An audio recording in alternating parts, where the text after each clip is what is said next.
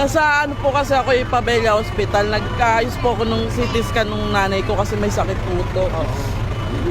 Inatid po ako ng asawa ko ng motor. Bali nandun po kami sa Pabella. Eh yung anak po namin 3 natutulog pa po sa kwarto. Tapos yung lola niyo po nasa baba lang. Tapos yung mga pinsan niya po tsaka niya Chuy nasa katabi. Hindi po ko nakikita eh. Ilang taon po yung mga anak? 10, 7, tsaka 5. Wala pa po kayong balita? Wala pa po nakakakita. Ang dami na, puro magkakamag-anak po yun. Wala po. Lahat po sila nakalabas yung 3 bata lang wala. Opo ma'am, baka meron po kayong ipanawagan, baka may mga nakapulot or ano po, sinama yung bata. Baka po makita. Kilala naman. Yung paldo ko ito.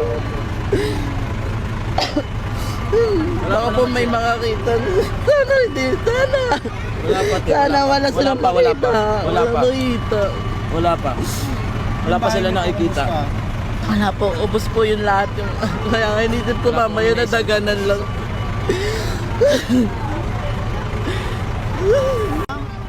Nagulat ako. Bigla ako napatayo. Hirapan kaya ako maglakad. Bigla ako napatayo. Tatakbo sana ako sa kabilang bahay. Kaso may umatak na sa akin.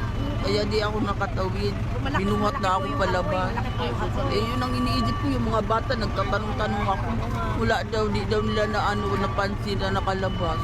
Hinatak lang daw po siya ng bumbero kasi may hirap din po ito maglakad kasi may sakit nga po eh. Eh yung 3 bata, hindi po namin na kasi gawa nang nasa trabaho po kami. Natutulog yung 3 bata eh. Pamangkin ko po yung 3 bata na yun. Kumbaga kapatid ko po to. Sa isang bahay?